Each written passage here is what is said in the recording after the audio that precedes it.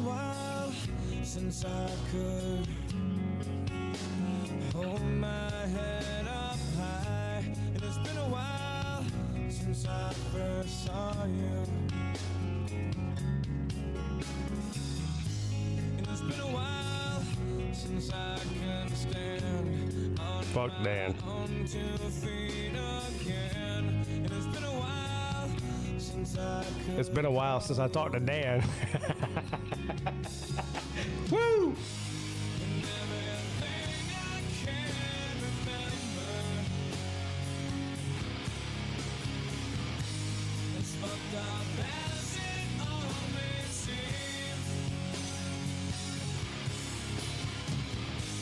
The consequences that are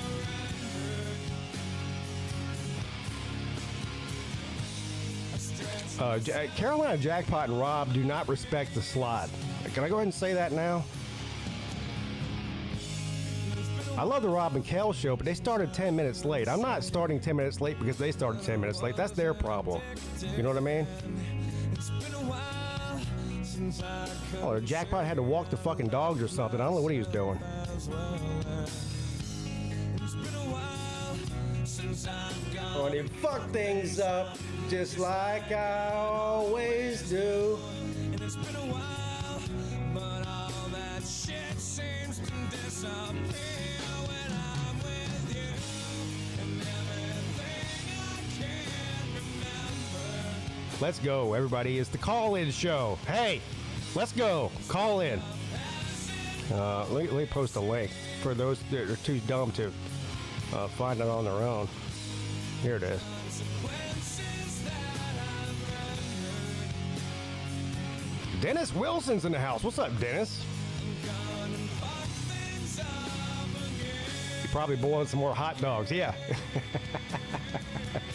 That man boiled. First of all, I don't boil hot dogs. I grill them. Usually. I might even put them in the microwave, but he boiled those things for 15 minutes, and then he wondered why they were falling apart. Just make this go away. Even Shane Beamer could do a better job of boiling hot dogs than Jackpot.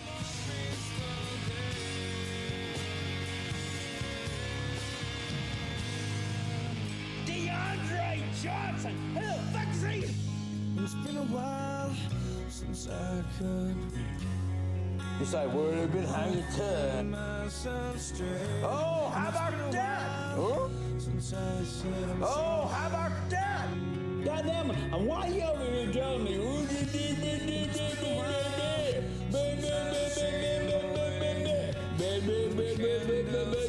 have this, you don't have that, you don't have this, and you don't have that.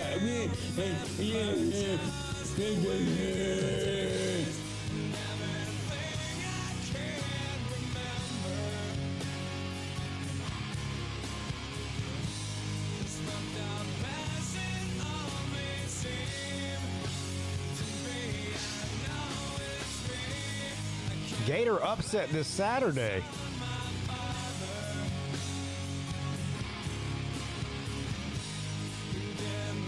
That would be something. That would be something. I'll tell you one thing. I won't bet on Georgia. I'm betting the over in that game, though. Over 50. Georgia's defense is trash. I think Georgia might score 40 points on their own. That's a lock of the week right there. Over 50, Georgia, Florida. That's right. It's been a while. It's been a while since Georgia's defense been worth the shit. What's up, everybody? Make sure you hit that thumbs up. You guys know the deal. This is the College Football Call-In Show. This show revolves around you. Yes, the only show I do of the week that doesn't revolve around me. Make sure you click that link. I'll get to the calls in the order they came in. We're rolling suicide.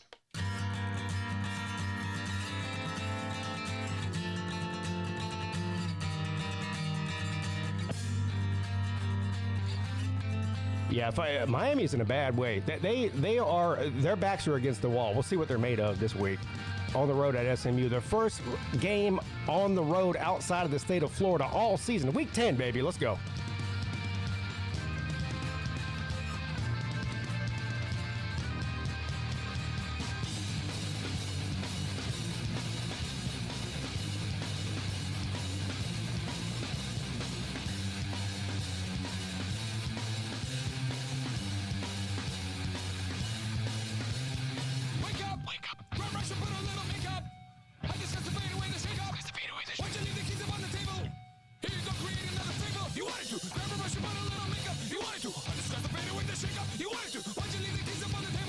want to. Why don't think you trust in my self-righteous suicide? I cry when angels deserve to die.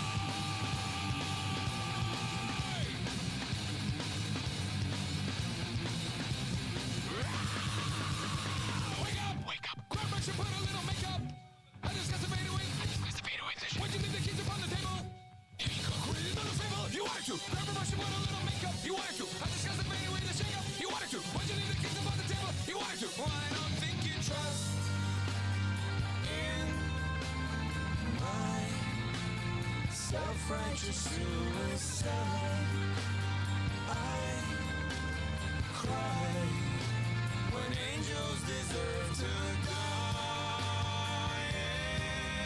In my self-righteous suicide, I cry when angels deserve to die.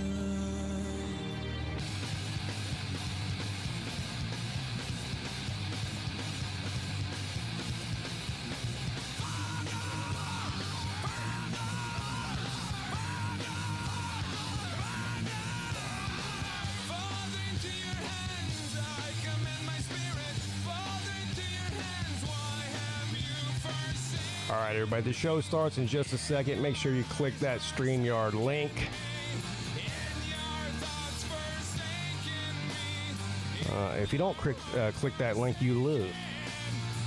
So you get nothing. You lose. Good day, sir. You know?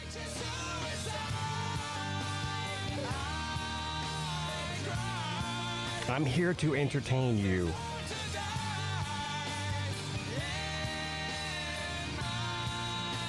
Self-righteous suicide. Why cry when angels deserve to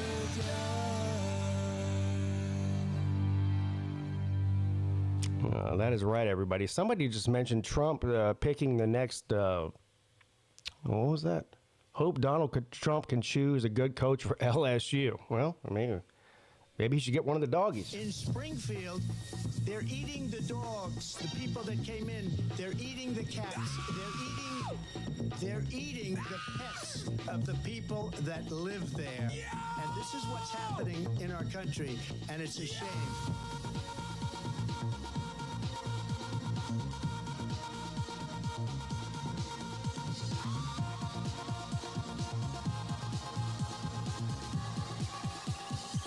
They're eating the dogs.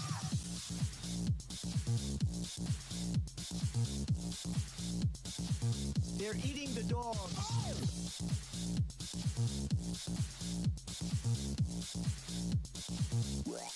And this is what's happening. Dogs.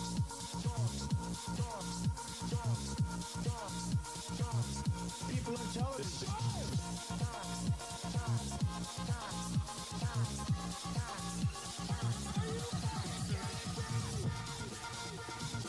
There have been no credible reports of specific claims of pets being harmed, injured, or abused by individuals within the immigrant community. Well, that's some people on television. Let me just say here, this is The people on television said my dog was taken and used for food. So maybe he said that, and maybe that's a good thing to say for a city manager. I'm not taking this from But the television. people on I'm taking it from television the city saying the manager. dog was eaten by the people that went there. Again, the Springfield city manager says there's no evidence of that. These are the people that are leading our country, everybody.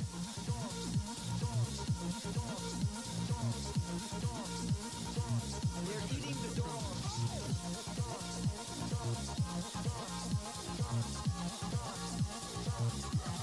And this is what's happening.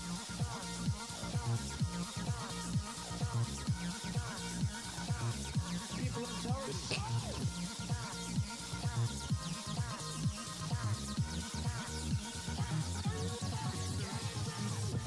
In Springfield, they're eating the dogs. The people that came in, they're eating the cats. They're eating. Hey, speaking of humans, let's get the show started here. What are we doing? What is up, everybody? Happy Wednesday. Welcome to the College Football Call-In Show. If you want to be a part of the show, this is about you, not about me. Click that StreamYard link. Let's talk some college football. It's really that easy. Even I can do it, and I'm half fucking retarded. It's a miracle I can even put a show on at all, to be honest with you. But, yeah, we'll go ahead and get right to the phone calls here. But before I do that, real quick, let's see who's in here. Let's see who's showing love to Pigskin Pete. Big Kev, 1994. Robert, Crazy Uncle Lou. Stingray, Jay Shipes. Jeremy Garland, a lonely Penn State fan. Boy, it's really sad what's going on at Penn State right now, but it's almost as sad as what's going on at Clemson. The only difference between Penn State and Clemson is Clemson's not going to fire their head coach, so there is that. Dennis Wilson is here. What is this? ODG. Hold on now. I even got glasses on. I can't read this shit. ODG BD IAZ 2. There's no way anybody. I don't speak. Get nothing. I don't speak You Scottish. lose. I don't speak Good Scottish like day, Ballard's sir. girlfriend or Chinese, so I don't even know how to pronounce that. But welcome, Sid Irish. Talk is Pitt. Boy, Pitt's on a roll right now. Pitt's on an absolute roll. Mixa 7039. Hope Donald Trump chooses a good coach for LSU. Mr. Kyle Talent. What's up, Mr. Kyle Talent? He said on the Jackpot show he might call in tonight, so we'll see if he lives up to that promise or not. I don't even know who he's a fan of. Hopefully I can find out. Joel She? I think that's Joel Eilish. He changed his name. Who else we got here? That might be it. All right. Well, without further ado, nobody is here to look at my ugly face or listen to me ramble on for 2 hours. I've learned that over the years. So we'll get right to the phone calls. What's up? You're on with Pigskin Pete. Hey, Pete, what's up, man? What's up, Hoghead? How you doing, buddy? I'm doing good. What did you think of the Oklahoma-Tennessee game this weekend? Everybody just is assuming that Tennessee is going to blow out Oklahoma, and I don't really see it. Oklahoma's defense is legit. Now, they have a problem scoring, but I think this game's going to be close. Winning outright because, man, our defense, I don't think I've ever seen a defense this bad at Tennessee. Yeah, it's pretty bad, but good luck for you. Oklahoma has no offense. So. Yeah, but neither does Kentucky. Well, that's true. That's a good point there. Yeah, that's a good point there. We bring out the best in every offense. I mean, if there's a bad offense, we're the cure for it, dude. Yeah, I hear you. Yeah, I'm actually in Daytona Beach right now, just chilling, and I'm seriously considering going to the Great Outdoor Cocktail Party. Oh, really? Yeah, I think that'd be a lot of fun. That would be a lot of fun, but you don't even drink, but you can watch drunk people be stupid. That'd be fun. Just people watching. Yeah. Oh, yeah. Yeah. That'd be a blast. I've always wanted to go to one of those because of the tradition and all that stuff. But anyway, yeah, I mean, I don't know what to make of. I'm surprised at what's happened to Clemson this year. I really thought they were going to be good, dude. Well, everybody did. I mean, they were preseason top 5. I think they were ranked 4 in the preseason. You had people like even Nick Saban. Week 1 of the college game day on ESPN, Nick Saban was putting Clemson to be a top 4 seed in the playoffs. You have to go back and watch it. So, for all the people out there like, well, Pete, of course you thought Clemson was going to be good. You're a Clemson homer, blah, blah, blah. Nick Saban said it. Hell, a lot of people said it. Joel Klatt said it. I'm trying to think of all these people. All these talking heads on TV, former coaches, former players. They all had Clemson being great this year. They turned out to be absolute garbage, and I don't think that's going to change. I was just listening to the Jackpot, the Rob and Kale show, and even Jackpot is picking Clemson to beat Duke this week, and I'm like, why? Why would anybody pick Clemson? Hoghead, listen to this. This is an unbelievable stat. Clemson has not won a home game against a Power 4 team since week 1 of October of 2024. Can you believe that? Yeah. Over a year ago. That's unfathomable to me. Yeah. I mean, it's just wild. I mean, I hope Dabo, I think, he's going to have to start coming in with the times and doing stuff he doesn't like to do. Well, I don't see that happening. Yeah. Well, I don't. Okay. Well, Pete, thank you for your time. And Yes. I'm really looking forward to seeing you guys this March in Nashville, dude. Yes, sir. Absolutely. Thank you for calling in, Hoghead. All right, buddy. See you later. Well, Hoghead said he might be going to the world's largest outdoor cocktail party. That sounds like fun. What's up? You're on with Pete. I noticed there was a bit of. Oh, first, can you hear me okay? I can hear you. Yeah. Okay. There was a little bit of confusion about the name. I go by Joelish, Jolshi. I'm also right now going by Fran's father, soon to be Doran's daddy. That'll change probably for the call-in show next week when we absolutely manhandle NC State. I will say this, though. I do think Clemson covers over Duke. I don't know about winning, but I could see a situation where Well, if they cover, they win because Clemson's favored. Oh, Clemson's a 3.5 favorite? Clemson's a 3.5 point favorite over Duke for some reason. For reasons that I can't explain. I don't know about that. That changes everything. I think I would stay absolutely the hell away from that one. Another game I'm staying the hell away from is North Carolina Syracuse. You couldn't have me touch that game with a 10-foot pole. Those are two just god-awful teams. A game I am touching, though, is Penn State to cover. I feel like even though, yes, it's Ohio State, I don't think they're going to struggle in this game. I think the last time I looked, it was a 20-point diff or something like that. And I think I look at a lot of Penn State's games, even when they sucked and lost to Iowa, it wasn't like they got blown out. So I think Penn State will keep it within 2 scores against Ohio State. Yeah, I kind of agree. I kind of agree with you. What's Ohio State's best win this year? Maybe Texas. I mean, well, that's not saying much, is it? Yeah, and it's not like they've been blowing. I mean, they have been blowing teams out, but they've been blowing bad teams out. But Penn State's been covering or being really close to a lot of games, even when they've been in the dumpster fire. I mean, Penn State played close with Oregon. So the fact that this is a 20-point line, I don't see Ohio State winning by 3 touchdowns. The problem is that Penn State's offense is non-existent. That is true. Their defense is not terrible, but I mean, if you don't have anybody that can score on your offense, that puts the defense in a bad situation, aka what's going on at Clemson this year, especially early in the year. Yeah, I don't know. Just something seems super weird about that game. That 21-20 line, I'm looking at Penn State's games, even when they have already given up on their season, and they're still keeping it within a decent margin. My other one, which I mentioned on Lou's show last night, is my Super Florida Fader, which is that I'm fading every single team in the state. At least I don't know about every team, but I'm fading Miami, Florida State, and Florida. As much as I'd love to see Florida beat Georgia, I'm not seeing that happening. But I do see SMU beating Miami, given that it's at SMU.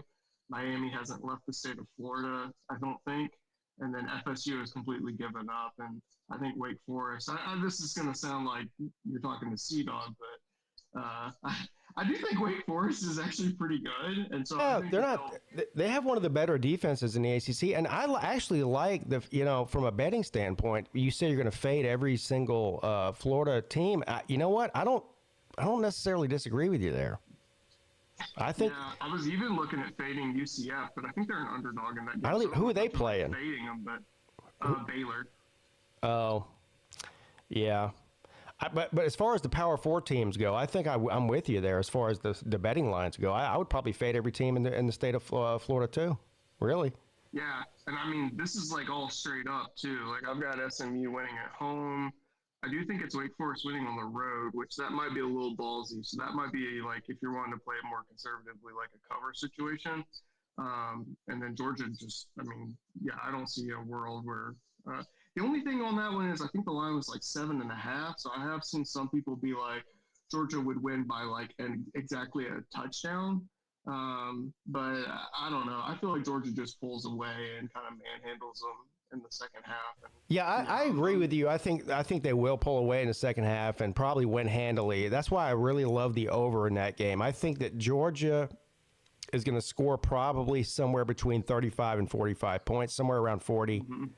And the over-under is only 50. So all we need is Florida to score, somewhere between 10 and 14 points to hit the over. That's my favorite bet of the week.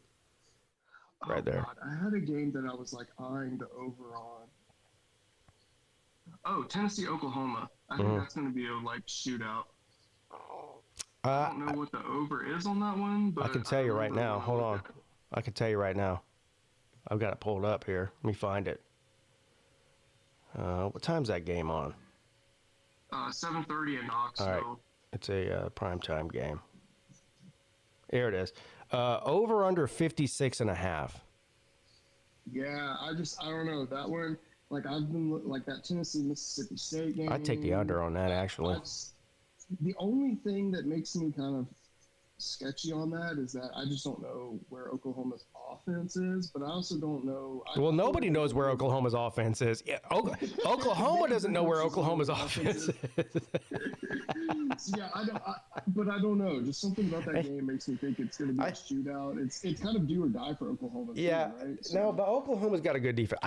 But nobody knows where Tennessee's defense is, to be fair. Mm-hmm. So, I mean, Oklahoma might actually score more points than they would normally average in the SEC this week against Tennessee's defense. And honestly, Tennessee might score less points than they normally do against Oklahoma's defense. So, I'm not going to bet that one. But I would probably take the under, actually. 56 is a lot of points, or 56.5. It is a lot of points. I'm just in my brain, I'm already seeing that being a shootout where it's 35-35 in the fourth quarter or something. The only other game, which I don't really have a definitive pick on or anything, I was more just kind of curious your thoughts. This Virginia-Cal game, I feel this is is Virginia legit or are they just pretending? This is because Cal's not bad and it's on the road at Cal. I feel like this is a game where I don't know where it's going to go, but I feel like this is if Virginia wins this one, it's getting to the point where it's okay, it might be Georgia Tech and Virginia, but this is a game. This is not a game I envy because Georgia Tech doesn't have to go to play Cal or Stanford or SMU until next year. So since this whole ACC schedule and bringing in the new teams, Tech has only had to play the original ACC teams for the past 2 seasons. This is just one that I don't envy having to go across the country, and I just wonder if this is a trip up for Virginia. It might actually be. Virginia has been skating on thin ice for the entire season. 3 overtime wins, a couple of double overtime wins against good teams or decent teams, but it seems like every game that Virginia wins is a close game, and eventually a close game is going to come back to bite you. And they have to travel across the country to Cal. I could see them losing this game. Now, I think Virginia's a better team than Cal, but that doesn't mean they're going to win. You know what I mean? Yeah. So, yeah, this is a tough game for them. But if they do win this game, that makes it tough for the rest of the ACC. The ACC right now is bottlenecked between about 4 or 5 teams, and Virginia needs to win this game bad. If they want to end up in Charlotte in December, they've got to win this game. If they don't, they drop. I think their chances of making it are drop drastically. I do think this is one that if Virginia loses, they're going to shoot themselves in the foot because I look at Duke going to Cal and just blowing them out in the second half. Yeah. So it's not like Cal is unbeatable at home, and it's not like the West Coast thing is just this insurmountable challenge. But I do think this is something where Virginia Tech. Sorry, I keep saying Virginia Tech because I'm not used to Virginia being good. But I think that Virginia, it's okay, you're 15, you're super duper ranked. Do they know how to handle this spotlight? And then again, going across the country, Cal's not a team you can just sleep on. And then to face that up, you got Louisville the next week, right? So yeah, that's the other thing. Yeah, I didn't even think about that. So they got Louisville the week after. They could be looking ahead. So I think this is a sleeper kind of trip-up spot for Virginia, and I think we'll find out if Virginia is a real team or not. And I don't know. I just don't have a clear pick on it, but I was curious what your thoughts were. I don't know, man. Virginia has a chance to make a statement because of all the close games that they have had this year. They need to go out there and actually win one convincingly. On the road on the West Coast would be a good time to do it. And so if they do that, I mean, first of all, I'm bought into Virginia anyway. I think they're a very good team. I don't think, even if Virginia was to make it to Charlotte in the ACC and or either win it or lose it, as long as they don't get blown out and they make it to the playoffs somehow, I don't think Virginia is good enough to win even 1 or 2 games in the playoffs. I don't think they're that good, but I do think they're good. You know what I mean? No, so I messed up. Cal has Louisville next week, not Virginia. That's okay. Apologies, but Virginia definitely does have to kind of like prove, like you said, that they gotta. It's like if you're going to be a top 15 team, you got to be able to like win convincingly, and I think that's where Virginia. It's like you said, they've been kind of close. So it's like, okay, right. Cal's not a better team than you. You're 7-1, they're 5-3. Are you going to beat them like they're not better than you? Or so we'll find out what Virginia really is, I think, this weekend. Yes, I agree. All right, that's it. All right, thank you, Joelis, for calling in, buddy. I appreciate you. And good luck to Georgia Tech this week, although I don't know if you need it. What is up? You're on with Pete. Hey, Pigskin, how you doing? How you doing, man? Long time no see or hear or whatever the saying is. I think I was on an ACC show like 2-3 weeks ago. Oh. Well, good to see you again. Yeah. Well, yeah, thanks for having me on. This game this weekend for Pitt, why does it scream trap games for me? It just does. Well, probably because every game for Pitt's trap game at this point. I mean, really, they might be the hottest. Really is. I mean, outside of Georgia Tech, Pitt is the hottest team in the ACC right now. I mean, I can't believe we're saying that. I mean, I would say Pitt is the hottest team in the ACC, but Georgia Tech hasn't lost a game, so they've got to be the hottest. But I mean, now you're going to get. Look, you're traveling across the country. You're playing Stanford. You're favored by over 2 touchdowns. Yeah. But why do you say that's a trap game? Well, because a lot of us are looking towards the game that's after that, even though the week after is a bye week. Notre Dame comes to town the week after, and Narduzzi's never beaten Notre Dame, and the game's almost sold out. So that game's in Pittsburgh, the Notre Dame game. Yeah. Okay. So the game's almost sold out, and like a lot of people are talking more about the Notre Dame game than the Stanford game. And I'm sitting here like, realistically, do y'all not remember the last time we were favored by multiple touchdowns when we played Stanford? You guys know what happened. We lost. Yeah, but I understand what you're saying, and I get it. And you've got a little bit of PTSD being a Pittsburgh fan. I get it. But Pittsburgh, this is not the same Pittsburgh team that lost that game, and this is not the same Stanford team that won that game.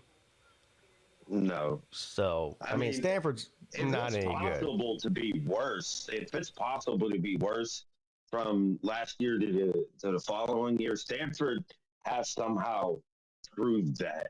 Because their quarterback play last year wasn't, completely atrocious, but it's really bad this year. It's really bad. Have you seen? I don't think I've talked about this on the ACC show or anywhere else. Mm-hmm. So Andrew Luck took over as the GM of the football program during the off season. He fired the coach because they had a controversy there. Anyway, whatever.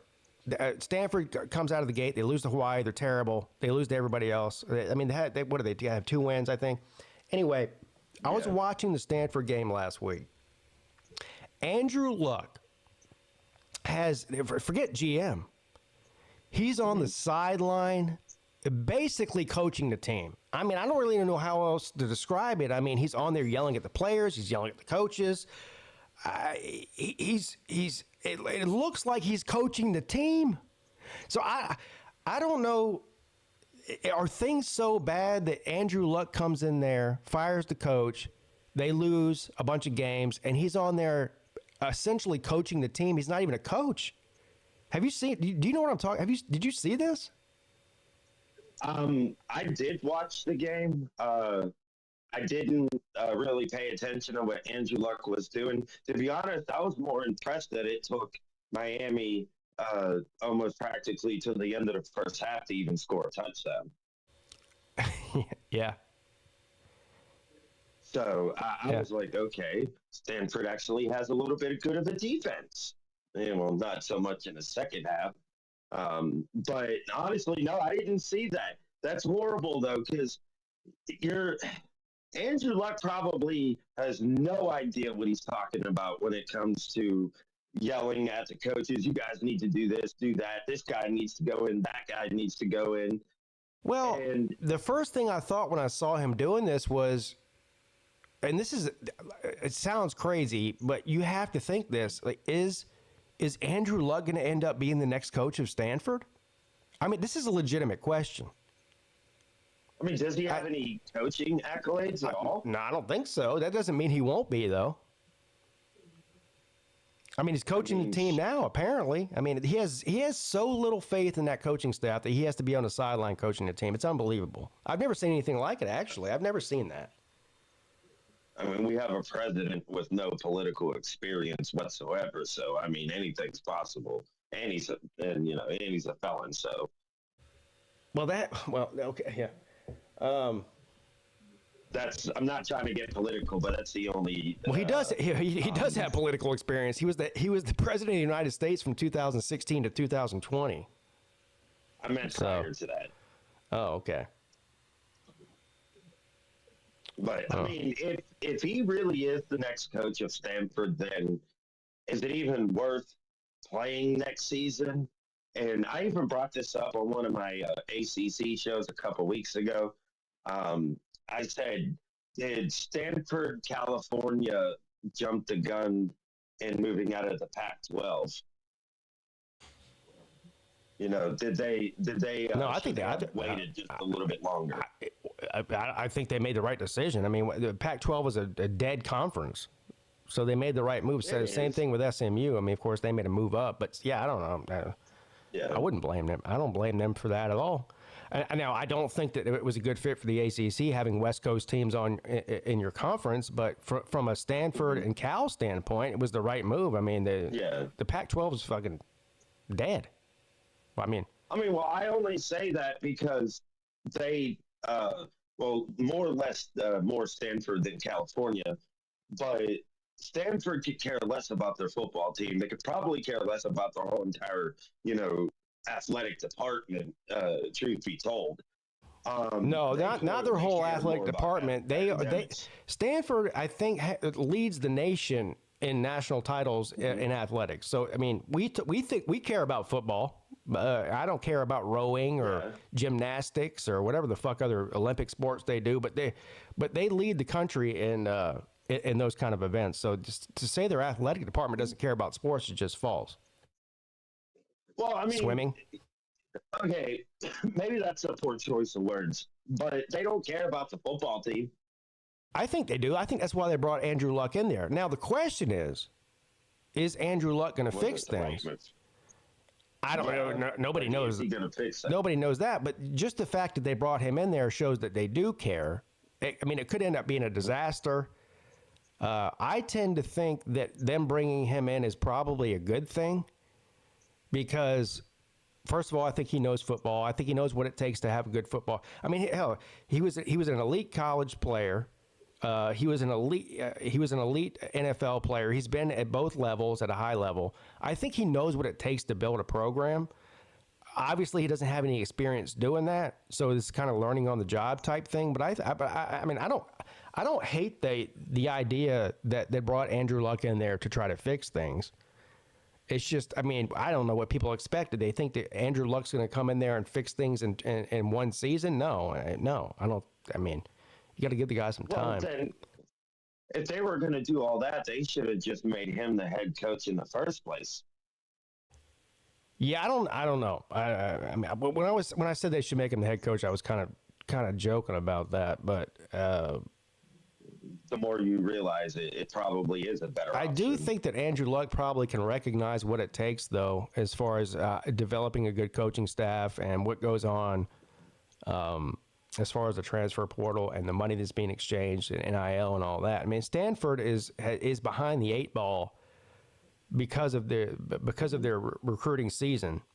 But I think they changed. I think that's one of the things that Andrew Luck changed was they moved it backwards. They were one of the few teams in the country that had a different calendar as far as when they would sign players as opposed to other teams, and that was really hurting them. I think that he changed that.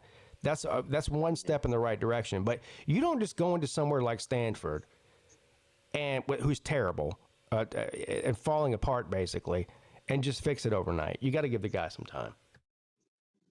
No, I agree. I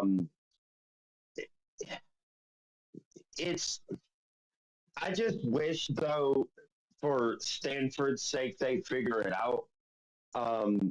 Because I don't have any ill will against Stanford. I actually hope they do well. I hope, really any ACC team does well as long as they're not playing Pitt.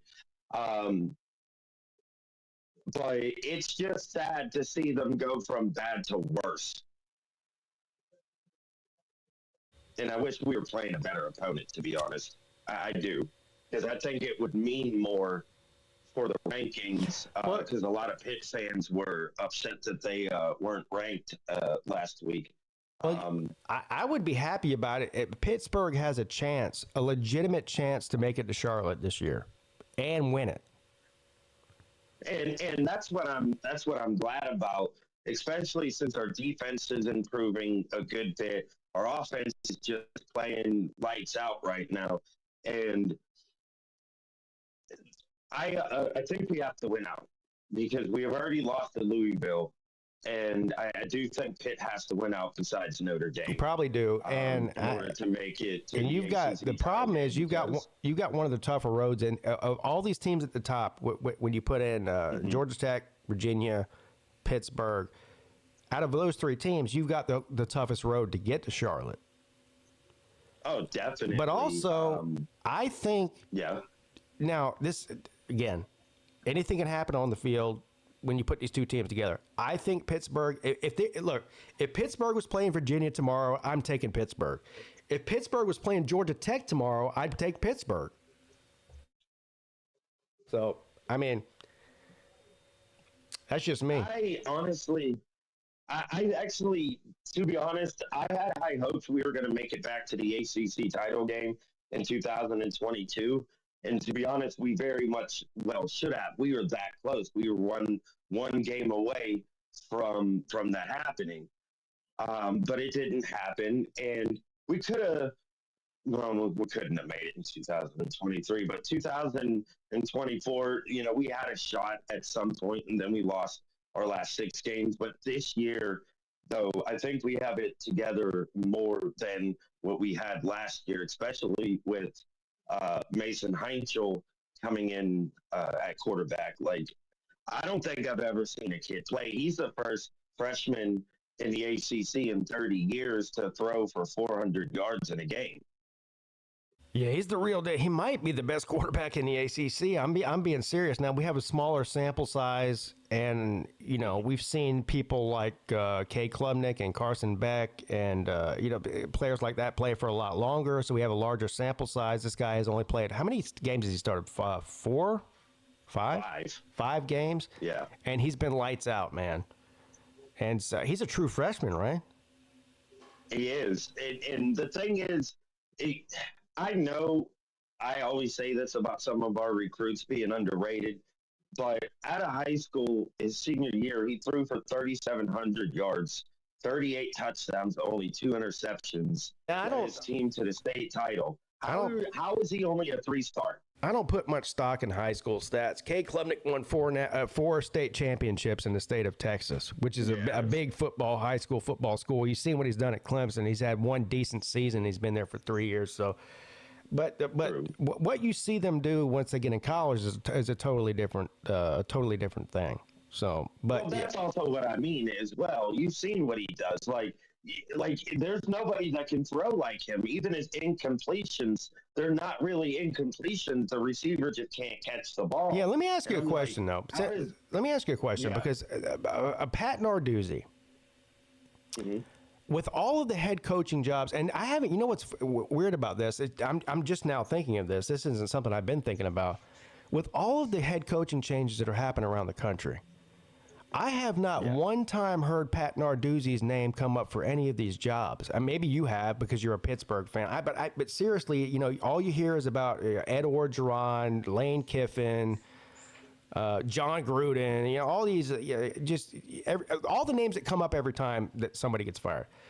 I have not heard Pat Narduzzi's name at all in any of these, and I don't know why. I mean, he's one of the better coaches in the country, and this isn't disrespect to Pittsburgh, but what he's done at Pitt is pretty unbelievable. I mean, this is the best Pittsburgh's been under his tenure than they have been since probably the late 90s, early 2000s. We were bad in the late 90s. We were bad. All right, so how far back do I have to go for Pittsburgh to be respectable, which they are now? That's kind of my point. I would say 2008. For more than 1 year, though. I'm talking about a year after. For more than 1 year? Yeah. Ooh, yeah. I probably wasn't even born because I just turned 36. I mean, because I'm being serious. If you are, let's say, I don't know if I think Pat Narduzzi is 70s, early 80s when we went to 3 straight Sugar Bowls and won them all, and they all just happened to be against Georgia. I don't think Pat Narduzzi would be called by Florida or LSU, and again, this isn't a slight on, but let's say, look, if you're Arkansas, if you're Virginia Tech, if you're Oklahoma State. I mean, Pat Narduzzi is a massive upgrade over the coaches you fired for all 3 of those schools. So do you have any worry at all that Pat Narduzzi might leave Pittsburgh to go to one of these other schools? And by the way, there's going to be more head coaching jobs open at the end of the season. It's not just the ones that have already been fired. So do you worry about that at all? I worry about it only because of this scenario. One, he actually was linked to a head coaching job when Michigan State fired their head coach a couple of years ago. That's another job that might be open. His name popped up. So if that vacancy opens again, I would not be surprised if he went back to Michigan State. Yeah, I didn't even think about that. Yeah, I didn't even think about that. That's a good point. I'd be okay with that as long as it was to where he got his name, which was at Michigan State. That's where he got his name because of his defense there. Michigan State had one of the best defenses his time as the defensive coordinator. Now, however, let's say Pitt wins out. Hypothetically, Pitt makes a run to the national title and wins it. He retires. If Pitt doesn't win the national title game this year, he's gone. I do think if Michigan State opens up the head coaching job, you totally just jumped the shark on this. So what you're saying is, if Pittsburgh were to make a run and win the national title this year, which I don't think is happening, but I do think they could possibly be. No. But hold on. But let's play Fantasyland. If Pittsburgh won a national title in 2025 or 2026, technically, whatever, you think Pat Narduzzi just walks away from football after that? Yeah, honestly. Why? Why would you think he's that? Starting to get tired, to be honest. Starting to get tired? What? Have you seen his press conferences? They're nowhere near as energetic as they used to be. I mean, the guy is out there coaching. He's doing one of the best coaching jobs in the country right now. You're talking about he's tired. Oh, definitely. He's not tired. It's more than just, it's more than just his energy level. No, man. To be honest. Come on, bro. He's not retiring. Especially it's more than just his energy level. There's rumors going around that the athletic director may try to push him out at the end of the year. What? Mm-hmm. This is the best coach you've had in 25 years. Why would you push him? Nothing you're saying is making sense to me right now. I'm just going to be clear with you. He's not quitting. He's not quitting after winning a national title if that were to happen. That's definitely not happening. Nobody's doing that. It doesn't. How old is Pat I Narduzzi? hope it doesn't. 60 something. Exactly. He's got another 10 years, buddy. I'm not. To be At honest, least I'm not 5. Sure. I actually think Randy Bates is older than him. Man, stop. I actually do think Randy Bates is older than the him. dumbest thing possible would be I don't care if Pittsburgh loses every game for the rest of the season. The dumbest thing Pittsburgh could do is fire him. Why in the fuck would they fire him? Well, I can't even believe we're talking about this. Let me give you an example of how dumb the university is. So they just built something called Victory Heights, which is right behind the current basketball arena, which used to be the site of our football stadium.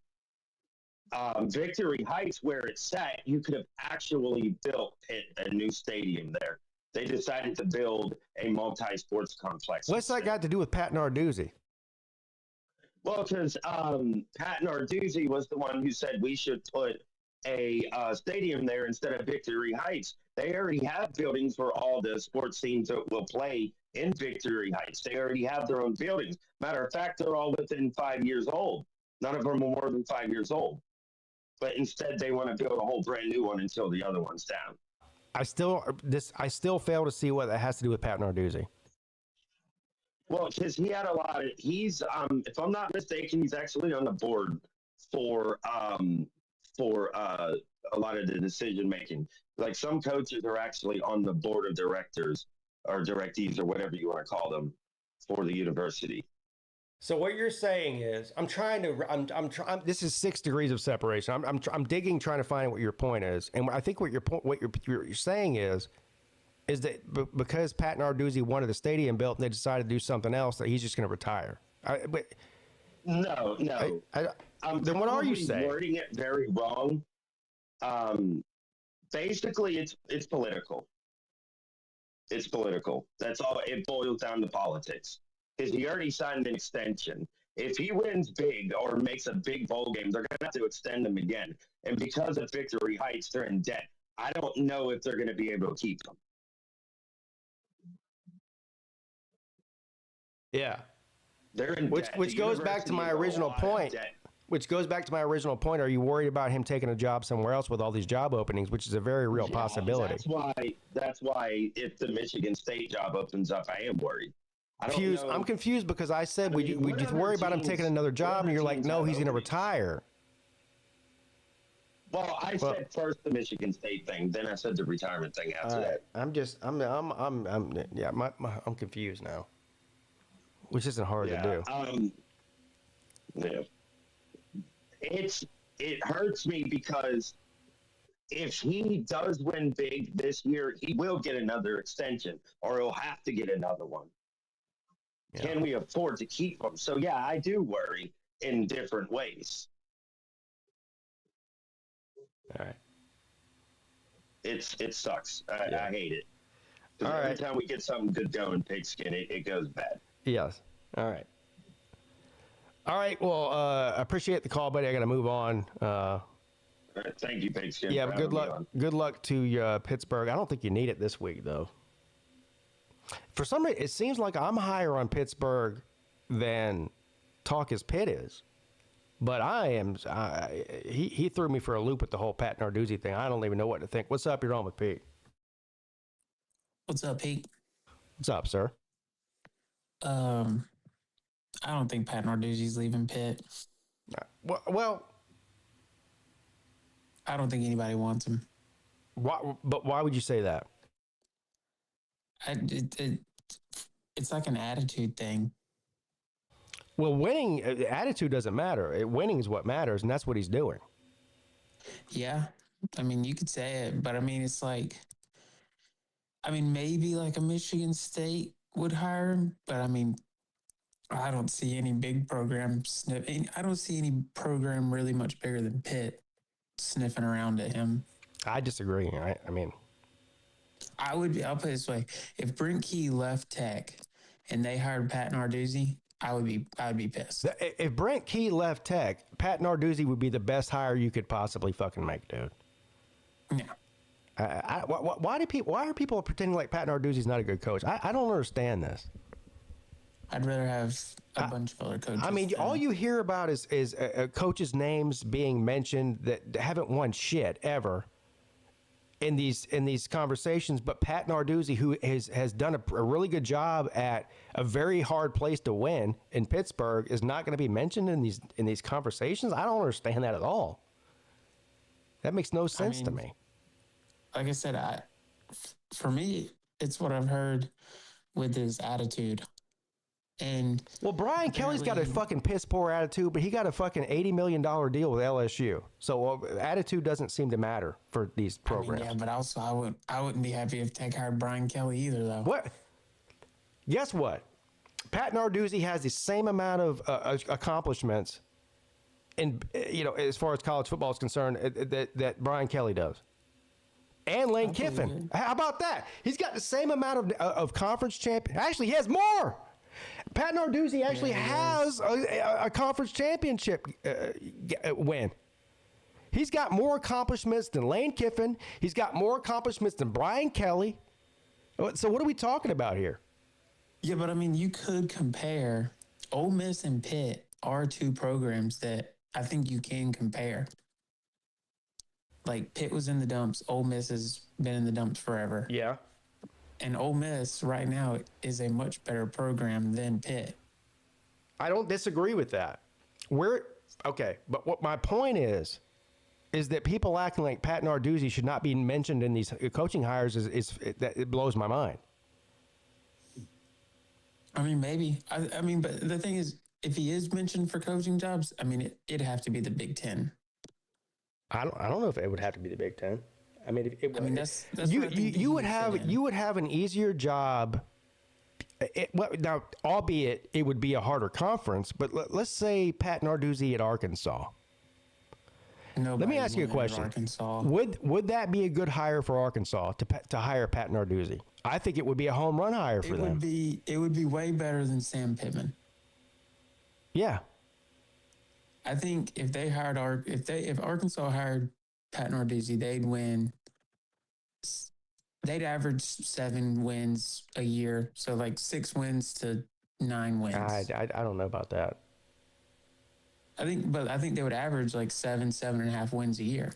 They'd have an up year of 9-10 wins, and then they'd have 8 wins, 7 wins. All right. I mean, you got to remember. I guess I just don't understand, and I just don't understand why Narduzzi's not being mentioned for these some of these job openings. I don't get it.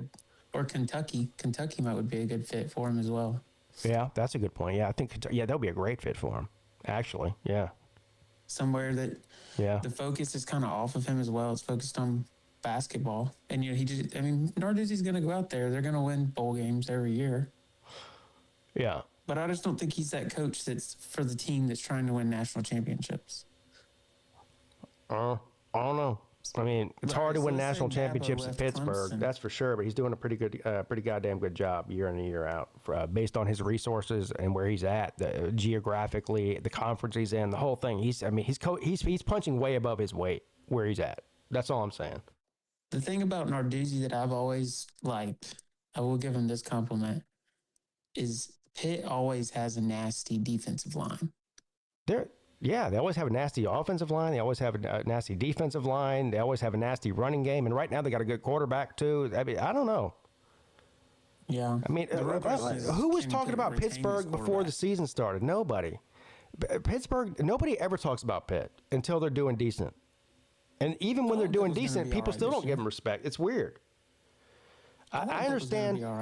Roger Dodger's like Narduzzi has some skills, but that doesn't outweigh his toxicity.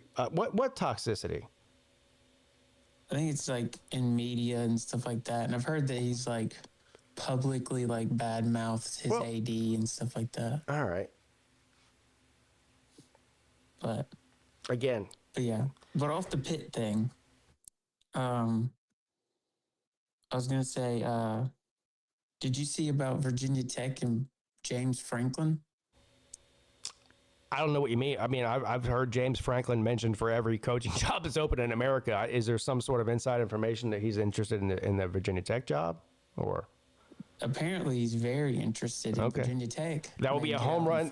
That will be an absolute home run hire for Virginia Tech if they hire James Franklin. Apparently, they might hire James Franklin before the season even ends. Wow. Yeah, that would be a home run hire for Virginia Tech. If they could land James Franklin, I don't think there's a better coach available for Virginia Tech than James Franklin, to be honest with you. That would be At the end of the day, like, James Franklin, he's going to bring stability at a minimum. Yeah. So, and he's good at rebuilding programs. I mean, he's done it twice. I mean, he rebuilt Vanderbilt's program. That's the reason he got the job at Penn State. He went to Penn State. It was a bad situation. That was under all kinds of sanctions and just a bad vibe around the team as a whole. He made them relevant again. And of course, he never won anything, as far as national titles. But he stabilizes programs and builds them up. So, and that's what Virginia Tech needs right now. That would be an absolute home run. And I think it would be a good fit for James Franklin, too, honestly. Similar recruiting ground. Yeah, similar recruiting. Yeah, I agree. Yeah, I agree. Yeah. He could probably get a lot of those guys that he recruited at Penn State to transfer there, too. Probably. Yeah. I mean, the thing about James Franklin, too, is it's like the Jeff Brom thing. Is like, he won at Vandy. Like, wherever he goes, he's going to win.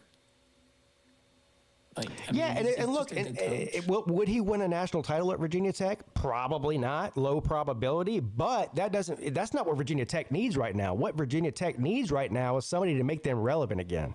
And he would definitely probably do that. I can't. The hire alone would make them relevant again. Yeah, absolutely. I agree. Yeah. But yeah. But I mean, the thing is with all these firings, I mean, it's like, Virginia Tech, you're not going to get Summerall. You're not going to get any of these, the big names. But if you can get Franklin, that's the biggest name you could get. Huge. Yeah, or Brian Kelly, but I don't know why anybody would want Brian Kelly right now. He's I think I'm pretty sure Franklin's like a top 4 winningest head coach right now. In the past 10 years, probably. Yeah, for sure. Yeah. Yeah, I agree. Yeah. And it's like, I don't see the whole thing about, as a Tech fan, I don't see why in the world Florida or LSU would want to hire Brent Key. Well, you have to look at who's available. And is it an upgrade over where you are? So I do think that. Well, do you think Brent Key's a better coach than the two guys? Do you think Brent Key's a better coach than Billy Napier or Brian Kelly? I do. I mean, it's tough to tell. I mean, the thing is with Brent Key, he's won 7 games twice. This year he's 8-0. With the help of, he's played a lot of bad teams. So even after this year, let's say Key doesn't leave, Tech's going to have to open up the wallet, pay him a bunch of money. And that terrifies me because what do we do if this season is a one-hit wonder and Haynes King just put the team on his back all year? That's a good point. But also, if you're a head coach like Brent Key, you strike while the iron's hot. While you have a great team, you can leverage yourself to make a lot more money by going somewhere else. Because you see this happen all the time. Coaches have a good season, and then they're one of the hot commodities, and they don't take another job, and the next year their team sucks, and then before you know it, there's no more opportunities for them. So if he was gonna leave Georgia Tech, this would probably be the year to do it. There's a lot of openings. There's interest in him. He'll probably get paid a lot more money. I'm not saying he'll do that, but this would be the year to do it if he was going to do it. Oh, yeah. I mean, I agree. I mean, I think I'm like, a lot of Tech fans are like, oh, he's not leaving. I'd say he has probably about like a 20-25% chance of leaving. But I do think if he does leave, it won't be for, like, it's going to be for either Florida or LSU. It has to be one of those two. Yeah. But yeah. I mean, all right, buddy. Well, I appreciate the call. Good luck to Georgia Tech this weekend. I don't know you need it, though. This game scares me more than the Pitt game. Really? Yes. Yeah. Yeah, this game, night game on the road, scares me more than Pitt because Pitt is senior night. in Haynes King's last home game at Bobby Dodd. Yeah, I wouldn't be worried about us week. Still, I'm telling you, I don't think You Georgia got Tech's losing. PTSD. That's what that is. I know how it is. Yeah, but Haynes King's not losing his last game at Bobby Dodd. Right. I agree. All right, buddy. Thanks for the call, man. I'll talk to you later. See you. Joe the pilot checking in. Is Clemson doing a pink out for Duke? No, they did the pink breast cancer awareness game against SMU and lost. So no, they're not doing a pink out this week. If you're referring to my background, it's a pink out every week in this room. What's up? You're on with Pete. What's up, Pete? What's up, man? Not too much. I'm just looking at you. I'm so glad there's a Wednesday show, a call-in show of football fans and a great host. That's my starting line. Thank you. I appreciate that. Yeah, it's good. You're not quite as big of a fan of debauchery and foul language as Lou, but I'll accept you. You're fine. I definitely am. I have to keep myself at bay because people get mad and unsubscribe and stop watching if I do that. So I got to stay calm here. Trying to stay calm. Trust me, I understand. I'm trying my best to do call-in shows as though I'm at work in a call center, but it's hard for me because I'm also an alcoholic. So that makes two of us, buddy. Yeah, that makes two of us. So I wanted to say that our rivalry game, we only have one rival as Utah fans, and that's Colorado. I don't know who BYU is. That's not a real rival. It doesn't count, and that game didn't matter. Hey, listen, I told you. You called in the week of that game. What did I tell you? I said I said BYU's going to beat you, and I was right, wasn't I? Did. I did. And I wanted to come in and take my lumps, but I missed your show, so I'm doing it now. So I'm here to take them because I'm not that guy that just ducks you because we lost. I can respect that, buddy. Yeah. So anyway, we beat our one true rival. The Pac-12 told us we were rivals with Colorado in, I think it was 2011. And since then, it's been a vicious and vital rivalry for our fan base that we all get really hyped up for. And so we did what a good rivalry big brother would do, and we held them to negative yards in total in the first half. And that's what adults do to children, right? So is that fair? Yeah, it's fair. That's fair. Sweet. So now we go up to Cincinnati. We get Cincinnati at home, and it's a night game.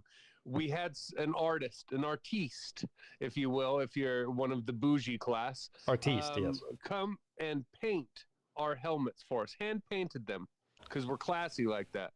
And we have produced hand-painted helmets, all blackout uniforms. It'll be on late at night. Cincinnati fans will all be in bed because they have a bedtime because they're all on ankle monitors.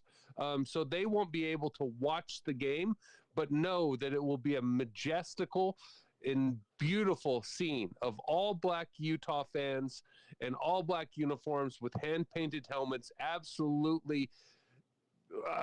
Call center. Absolutely dominating this Cincinnati team. First of all, did you say all black Utah fans and all black helmets? All black Utah gear. You said all black Utah fans. All white fans. There's like a speckling of I was about to say, that would be the most shocking thing of the whole football season if it was all black Utah fans. Yeah, what? That would also surprise There's me. like three people. There's like three black people in the entire state of Utah, bro. And they all play for Utah. Or the Jazz, I guess. Even that's a stretch. Oh, God damn. We don't have many. It's weird that we named our team the Jazz. I don't like it either.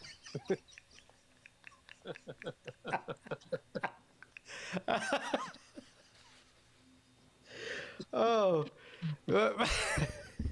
You actually did name the Jazz was originally in another city. Louisiana. Yeah, they moved there, so you just which is ironic. Yeah, we just kept it. We could have changed it to like the Waltz or something. That would have been sweet. The Utah Waltz. It would have been dope as hell. So you're favored by 10 against Cincinnati. And by the way, we're going to beat them by more than that. I'm telling you. I told Lou in one of his Patreons, I was like, hey, don't bet on the BYU game. Just don't do it. Yeah. Dude. Like, you're being nice to me, and I know you're being nice to me. And I'm telling you right now, don't bet on the game. And he didn't. I'm telling you right now to your face, bet on this game. Well, I did bet on the BYU game, and I won. You bet against me. I bet. Yeah, I did. Just why would you do that? Well, I'm trying to be your friend, dude. I just want to. Well, it has nothing to do with you. I mean, and no offense, I like money more than I like you. You know what? That's fair as fuck. But so minus 10. Look, I do think Utah is a better team. We held Colorado to negative 10 yards, and I'm gonna say this with my chest out loud. Colorado's a better and more talented team than Cincinnati. No, man, stop it. They are. No, they're not. They have worse coaching. That's the difference. This is a thing, and it's important. They have worse coaching, but they have way more talent. No, they don't. No, they don't. Are we going to go to star ratings? Let's pull them up. I don't care about that. Jamie, pull them up. I don't care about that. I don't care about star ratings. But I will tell you this. I think Utah will win this game. I really do. It's at home. But 10 points is a lot, buddy. 10 points is not that much in college football. It is. It is. I need us to win by more than 10 because we've lost like 8 in a row. If we've been, let me ask you a question. Cincinnati is ranked. Cincinnati's ranked. How many ranked wins does Utah have this year? Do you know? I don't know. I'm just asking. It's not a trick question or anything. Huh? We lost both of them. Exactly. So you played 2 ranked teams. You lost both of them, but all of a sudden you're going to cover 10 against another ranked team. Yes. No, I don't know. Yes. You're not. Look, look. Here's what's scarier to me, and I'm going to be sincere with you. We've lost, I think, you'd have to count on this. I might be 1 or 2 off, plus or minus 2. I think we've lost 7 straight if we've been featured on Big Noon or Game Day. 7 straight. Is it Big Noon this weekend? And yeah, Game Day's coming. The L's are stacking up. The L's are stacking. Now you're giving me more reason to bet on Cincinnati. I know. And what I'm telling you is it's a curse, but third time's a charm. And so charms override curses. You're starting to see. You know what? You know how down bad you are? You're starting to sound like a Clemson fan. Yeah, dude. And also, I heard that this is between us. I heard that good old T Swift might be there with Jason Kelce. Oh, you're definitely fucked then. No. That's the death nail right there. You can't double curse; it's triple curse. You know what I mean? You can't triple curse, double curse. So you haven't beat you played 2 ranked teams. You lost to both of them. Every time the Big Noon kickoff comes there, you lose. And now on top of that, the cherry on top and the sprinkles, whatever chocolate sprinkles or caramel, whatever kind you like, Taylor Swift and Travis Kelce are coming. You're definitely losing this game. As a matter of fact, I might bet Cincinnati on the money line now that you told me all that. Holy shit. Yeah. You're screwed, buddy. And what I'm telling you is you can't triple stamp but double stamp. And there's just too much. There's too much. So that means we're going to win. We're going to overcome curses. I don't think so. We're going to overcome Taylor Swift, and we're going to dominate some foosball. Boy. This is why I do this show, because I might have actually bet on Utah, but after all that information, I might actually have to bet on Cincinnati now. I hope you lose your money and serve you right.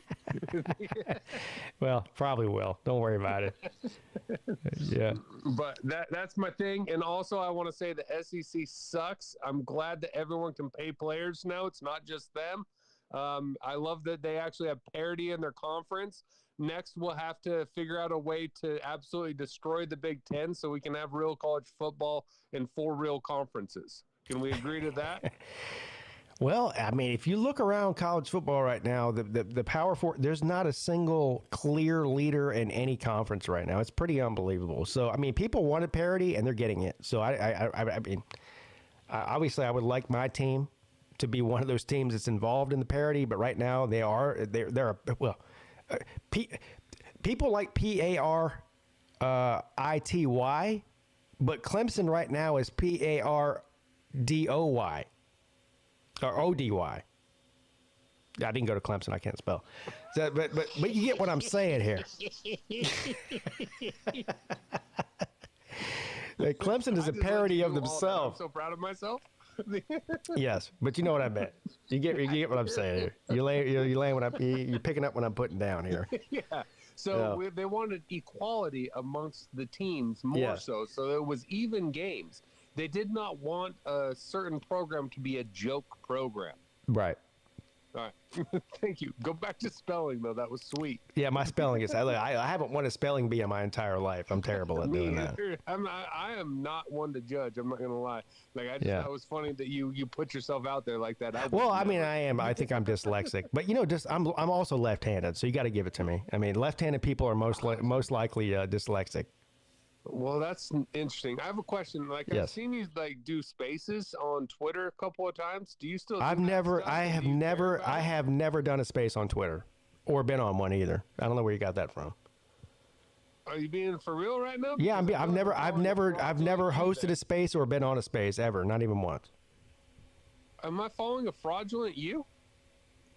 I don't know. I've never been on a space on Twitter before, so I don't know who you're listening to. I feel like I'm being fucked with. No, I'm telling you, I've never been on a space on Twitter. Or there is someone using a voice changer that has your thing that's doing that shit. Then. Really? Yeah. So what you're telling me is there's somebody impersonating me on Twitter? Imagine. And that. Doing spaces? Imagine that, dude. The only place I talk on camera or on a microphone is right here where I'm doing it right now, or on other people's channels on YouTube. Just YouTube, that's it. No, my Twitter is... But I was going to ask you, I hadn't seen it in a while, and where did it go? But if it's not you... It's not me. I'm telling you, I have never been on a space on Twitter ever, not even one time. Never. Bro, I was going to join it. I was going to ask you if I could co-host. Now I'm scared. I gotta find out. So are you being serious? Yeah. There's somebody out there acting like me on Twitter on the spaces? Yeah. Yeah. Oh, God damn it. It sounded like you. Like I listened anonymously. I'm like, is this? And they said they were PigskinPeete? Well, I think it just said like Pete or some shit like that. Okay. I don't know who that is. Again, I'm sorry, dude. I was gonna ask if I co-host it, but that offers off the table. If you ever go to Twitter and start doing spaces, no, I'm not doing spaces. I'm not doing spaces. I'm not doing Discord. I'm not doing Rumble. I'm not doing any of that. All right. I'm just not doing it. If you see me on Rumble, it's not me. I give you my Utah insider stuff. Right. Give me my betting lines on Clemson real quick and be honest. Why would anybody bet on Clemson? I'm being serious. If you bet on Clemson, I mean, look, they might win. I don't know. I mean, it's college football, but I don't know why anybody would bet on them. They've been a favorite in every game they've played. They're 3-4. Oh, dude, that sucks. They have been a favorite, and they played 7 games. They've been a favorite in every single one of them, and they're 3-4. So that goes and tells you all you need to know right there. Why anybody would bet on Clemson, I have no idea. It's week 10. It's not week 2 anymore. Yeah, that is tough. Do you guys think what are you going to end the season at? What do you think as a fan? Oh, fuck. And is it probably 5-7. I mean, so here's what they got left. Okay. They've got Duke this weekend and Clemson, but home field advantage doesn't matter in Clemson anymore. So just forget about that. They got Duke, who's not bad. They're better than Clemson. I mean, record-wise. Then they have Florida State, also in Clemson. Please don't lose to Florida State, dude. The two most disappointing dumpster fire teams in all of the ACC play each other next week in Clemson. That should be a rivalry. Like, the game day should go to that. So anyway, Duke, then Florida State. Now here's where it gets real tricky. Then they got to go on the road on Friday night to Louisville the next week after that. They're definitely probably losing that game. Oh, yeah. So that's a loss. Then they have Furman, I think, and then they have South Carolina in South Carolina. They'll probably lose that game, too. So they're at least, look, at very minimum, they're losing 2 more games. And so that would put them at 6-6. They have to win this week. That's all there is to it. Spelling and math in one call, dude. Yeah, don't put yourself out there like that. Look, I can't add or spell. I'll go ahead and tell you that. But all I do know is if they don't win this week, not helping the South, dude. All I do know is if they don't beat Duke this weekend, they're not making a bowl game. I do know that much. So I don't need a college degree to know that. So my team, the good old Utah Utes, the scrappy little underdogs of the Mountain West, right? We went 5-7 last year, and people wanted to fire Coach Whittingham. Like a large contingent of our fan base wanted to fire Whit, who I think is a phenomenal coach and can coach till he decides he gets senile, right? Like that's my opinion. Yeah. But I know I'm kind of on the extreme on the other side. Where is your fan base on Sweeney, who's actually won the whole thing before? Like, where's Dabo at? As far as the fan base goes, it's about 50-50. As far as necessarily you, like I told you my difference on the thing. Yeah, as far as I can tell, it's about a 50-50 split. There's about 50% of the fan base that says he's a dinosaur, that he's not going to win anything here anymore. Let's move on. And there's about 50% that will just believe anything he says. Do you guys have a contingency plan if he goes, or is it just open no? First season? of all, he's not going anywhere. This is the thing. Okay. So every time I make a Clemson video about Dabo Swinney, I get the same comments over and over and over again. And honestly, it's getting kind of tiring. I appreciate the comments, but it's always, well, Dabo needs to go, Dabo needs to go, Dabo needs to go. All right, fine. He's not going anywhere. So let's talk about what actually can happen. Instead of just the fantasy land, he's not getting fired. He's not leaving. I would be willing to bet any amount of money that anybody wants to bet me, period, that he's not getting fired this year and he's not quitting this year. So, okay, we know those two things, or at least I do. So let's talk about what might actually really happen. The only thing that actually might really happen is he makes some coaching changes, whether it's coordinators or position coaches. He may have to go in the portal because he might have a mass exodus of transfers out. Plus, we got decommits coming in left and right from who's already committed to Clemson for the recruiting class. So let's talk about that instead of just sitting around every day talking about Dabo needs to be fired. All right, fine. Whatever you believe about Dabo being fired, it's not happening. So let's talk about what's really going to fucking happen. Okay. It's like the people that hate Trump talking about, well, he needs to be impeached. I hate Trump. They go on Twitter every day or every single social media site talking about Trump needs to be locked up, Trump needs to be impeached, blah, blah, blah. Well, guess what? That ain't happening. So let's talk about what's really going to fucking happen. Instead of crying for 3 years and 4 years straight about what you want to happen. Not happening. Fair. Wake up to reality. How long's Dabo's contract for? You get mad now. Huh? He's under contract till 2031 or 2. So what's the buyout? $60 million right now. That's not that crazy. It is at Clemson. Is it to Clemson? Yeah, Clemson's not a big school, man. Not compared to a lot of these other. No, that's a lot of money. No, that's a lot of money at Clemson. $60 million. Forget the fact that they're paying him $110 million over 10 years. That's unbelievable that Clemson could even come up with that kind of money to pay him, let alone buy him out. So interesting. Yeah, Clemson's not even in the top 30 in revenue generated. It's not a big school. Their undergrad, I think, is less than 30,000. When you look at places like Ohio State, Texas A&M, Tennessee, Michigan, USC, all these giant schools, they've got 60, 70,000 undergrads. They're twice as big as Clemson. Right. Even South Carolina is way bigger than Clemson. They're almost twice as big as Clemson student body. It's not even about the size of the undergrads. It's about the boosters. Well, it's that. Also, it's the amount of money they get for their conference. So Clemson's in the ACC, which is one of the worst conferences as far as revenue. Are you talking to a Big 12 fan right now? The Big 12 teams make more than ACC teams do as far as revenue. That's true, but not by much. Clemson's at the bottom. I mean, ACC's at the bottom, and Clemson's in it. That's why they're trying to get out. So that brings me to like the Oklahoma State situation, or even Utah for that matter, as much as I know about it. There's a contingent of Utah fans that are just not going to donate because they don't like the way does. Yeah, so that could eventually happen. Like that, I do right? think that's probably already going on at some situation at Clemson. Is there's probably a lot of big donors that are getting impatient with Dabo, and the revenue stream will stop moving in. But at this point, you got to understand that the president of the university, the athletic director of the university, Dabo's been a head coach at Clemson since 2008. 17 years, going into 18 this coming year. But he was there for 6 years before he even became the head coach. So he's been there for over 20 years at Clemson. He's been there longer than any of these guys. It's a unique situation. It would take a lot for them to fire him. I mean, it would take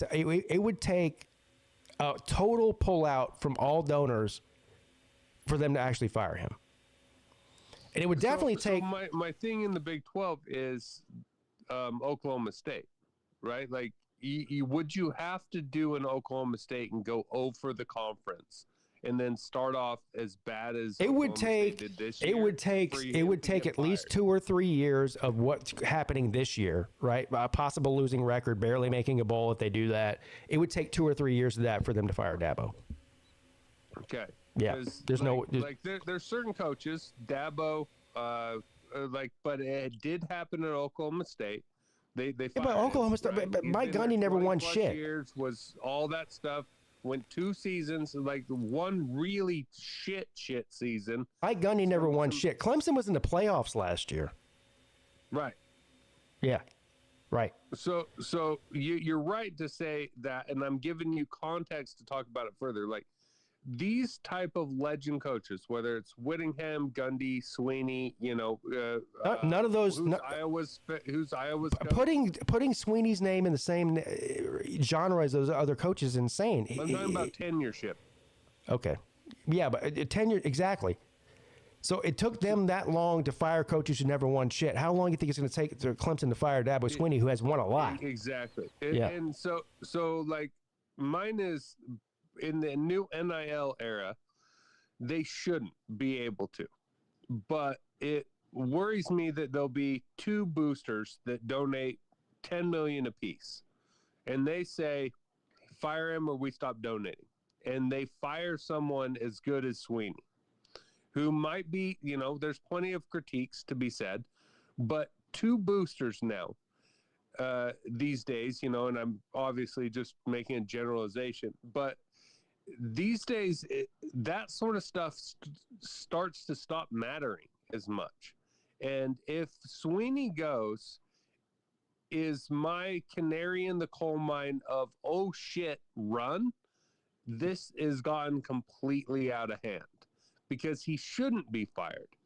He's earned to be able to stay there as long as he wants, right? Outside of like true nonsense, right? Well, but money is money, and that's the problem. So I was kind of leaning you into a somewhat different conversation, but still on the same point. Yeah. So here's the way it goes with Sweeney.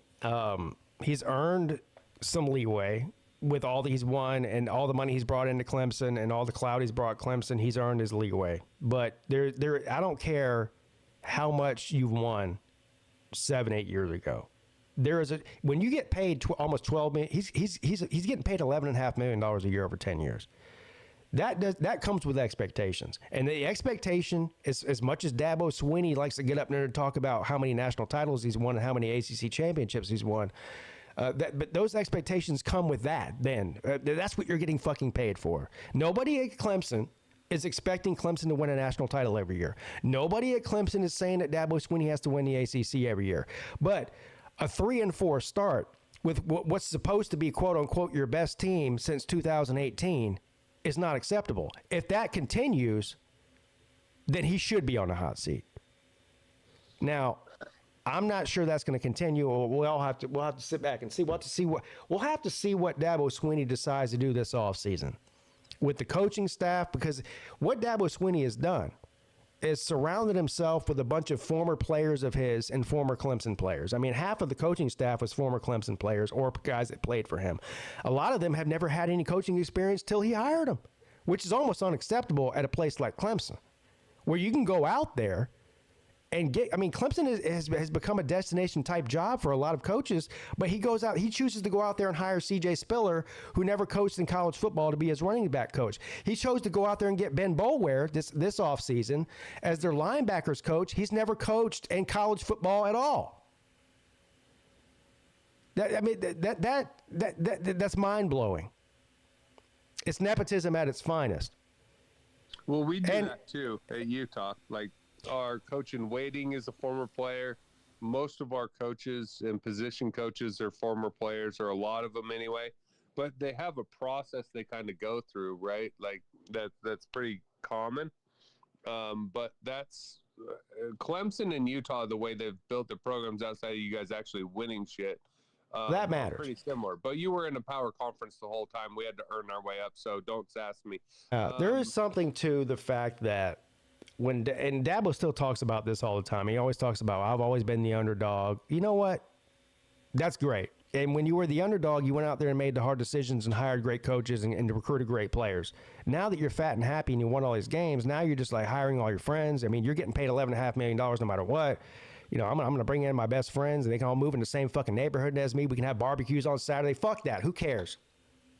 When you get paid that kind of money, you need to win, son. That's all there is to it. Like this is a business. This ain't Dabo's playground. This is a business. That's true. Do you feel like it's gotten to the point, because there's a difference? Like, we had a shit season. We went 5-7 last year, right? Yeah. But we're not doing awful. We've blown out teams and then we've lost to good teams. Like, we're a good team again, right? We're good. If like you guys have this terrible of a season, do you feel like you guys are at like the Whittingham stage where, hey, corrections need to be made, this is a bad season? Or do you feel like this is Gundy level where it's like you have completely checked out of the whole thing and now we're just riding until you fall apart? I don't know, but here's what I do know. I do know there's a lot of pressure on Dabo from the outside. On the opposite side of that, I do know that Dabo Swinney is probably one of the most stubborn motherfuckers in all of college football. And he's Nick Saban-like in his thinking. The difference is Nick Saban said, I see the way things are going. I'm checking out. I'm old. I'm retiring. Dabo's not going anywhere. So it's right now, it's Dabo's ideology against his employers. And so he, in my opinion, he's playing a game of chicken. And look, this isn't really my opinion. He said it outright. When he said after week 2 or week 3, if you don't like winning anymore, I'll go win somewhere else. He wasn't talking to me. He was talking to the people that employ him. He was talking to the boosters. That was a total threat, or not even a threat. It was I fucking dare you to fire me. Mm-hmm. Right? And here's the thing. Dabo knows he's not getting fired. So he can say shit like that. And he knows he's not leaving either. So Dabo is actually kind of impressive that he's got the balls to stand up in front of the God and everybody else and say that shit, knowing that nothing's going to happen. I mean, he's got Clemson by the fucking balls right now. He's daring them to fire him. Right, absolutely daring them. To where our boosters are kind of messing with wit and saying, well, you have a coach in waiting. Coach Scally is the next man up, and we're waiting for him. Yeah. You guys don't have that at all. So if I was your boosters or AD or whatever, like if you guys throw in a coach in waiting status, like, hey, dude, we're telling you right now who we're going to hire if we fire you, whether he's on the staff or not, like that holds his kind of feet to the fire that way, right? We had to do it because USC was calling and so forth, so on for Coach Scally. to give him a chance. And we had to say, okay, no, you are going to be the next one here. And so if you guys did some shit like that, it would potentially make him go from untouchable to not untouchable. Is that? Well, he's only untouchable for another year or two. I think he's untouchable right now. I just don't think the Clemson's willing to pay that kind of money. I also think he's earned the right to have a bad season. All those things are true. Yeah. But if it's more than 1 year of what's going on right now, I think there will be people with the money that are like, hey, it was a great run. Thank Dabo for building the program. But it's time to move on. I do think that'll be true. I mean, but if Clemson goes out next year and wins 10 games, and look, 10 games in the ACC is very unpredictable. It's not there's not a lot of great teams for a year in a year out basis. If Clemson goes out there and win 10 games next year, even if this conference is bad, and Clemson loses in the first round of the playoffs or whatever, he won't get fired then either. So he's really got all the cards in his favor right now. And the fear is you do get rid of Dabo, and what he's threatening becomes true. He goes, okay, look, I'm holding this shit together. I'm being the guy. You guys let me go, you guys become Florida minus the money. Right. And good luck with that. Yeah. You know, and that's a good point, and I do think that's a reason that he's safe where he is right now. I don't think anybody's really willing to take that risk right now because he is stable. Whether they're good or not this year is irrelevant. He's a stable guy. He's like I said, he's been there 20 years. And I don't know. I just all of the talk that goes on about Dabo Swinney getting fired, I'm just like, why are people even wasting their time with talking about Dabo getting fired? He's not getting fired. Like, what? I don't know. It's almost like talking about Ryan Day getting fired. And I know Ryan Day won a national title last year, but is anybody? If Ryan Day, let me ask you a question. If Ryan Day, after the season that Ohio State had last year, by the way, Ohio State fans, after they lost to Michigan last year, were ready to fire Ryan Day. Then they go to the playoffs. They go on a run. They win a national title. Now Ryan Day is the best coach in the history of football. Do you think if Ryan Day, after winning a national title last year, went 4-8 or 5-7 this year, they would fire him? No, of course they wouldn't. Yes, they would. No, they wouldn't. They were going to fire him mid-season last year. I know, but lost to Michigan. But if he won the Natty, he'd have been fired last year. I believe. No, I'm talking about this year. Oh, this year he's if sure. Ohio State came off that Natty and went 5-7 this year, would they fire Ryan Day? Of course they wouldn't. No. Ohio State might. Not gonna lie. No, they wouldn't. There's no fucking way, dude. You can't fire somebody the year after they won a title, and that's my point. I know it's been a long time since Dabo won a title, but he's won 2 of them. Yeah. And he was in the playoffs last year. Your whole conference was called Already Crowned Clemson for my entire fucking. Yeah, ACC, another Clemson championship. That's what we call it. Exactly. Yeah. So it's like he's earned more than for like I'm using lesser knowns like Whittingham and that because again I'm trying to get you guys to watch conferences that aren't your own and are lesser watched as part of it. But it's like firing him is an interesting thing, and like I said, it's a massive canary in the coal mine type situation. Like if that particular canary starts chirping or falls off his perch, that is the end of what we've known as college football to me, right? Like he's the last one. He's doing it the most old school, Whittingham style, Gundy style. Gundy's gone, right? There's a few of them. Ohio's another one that comes, or not Ohio. Yeah, well, those days are over. Comes to mind. Like there's a few of these old school tenured dudes that are there. And if Dabo is getting all that crap and all these other ones are too, like when those guys go, It's the end of. Well, it's already over. I mean, remember Dabo us can all hang. as. He can hang on as long as he wants to, or be there as long as they'll let him be, or as long as he wants to be. But that doesn't change the fact that things have changed. It's just Dabo's not. Dabo's not going to save college football like some sort of fucking Captain Sabaho. Okay, it's not happening. He's been trying to though. Well, he try all he Like, wants to. basically, Like a one. He's not stopping what's happening. It's just not happening. Nobody is. He portaled this year, didn't he? At least a little Yeah, bit. he went. Yeah, actually, some of the best players on the team are from the portal. Maybe he needs to do more of that. Yeah, turns out might not be a bad idea, right? No, not a bad idea at all. But if he loses money, he can't do it. So hey, it's good Yes. talking to you, buddy. I'm gonna go and let you talk to other people. All right, thank you, Utah man. I'll see you in Vegas, right? Yeah, I'll see you in Vegas. Yeah, all right. See you later, buddy. Bye. Yeah. I didn't expect to get fired up tonight, but y'all callers got fired up.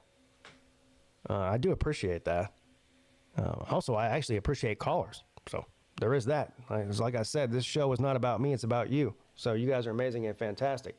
But that is going to do it for me. I'm going to go ahead and shut it down. You guys are awesome. Thank you for tuning in. What is today? Wednesday. What do we got going on here? Oh, I'll be live Saturday at noon for Clemson and Duke. And what's the other games that are on? There's a bunch of good games on at noon. Actually, this is one of the better noon game weekends of the season. Anyway, I'll be live at noon, so make sure you set your alarm for that. Come hang out with me from about 12 o'clock to about 3:30 or 4 o'clock on Saturday afternoon. We'll have a good time. We'll drink some beer and talk some shit. How's that sound? All right. Thank you guys for tuning in. Have a great rest of your Wednesday, and I'll see you guys on Saturday.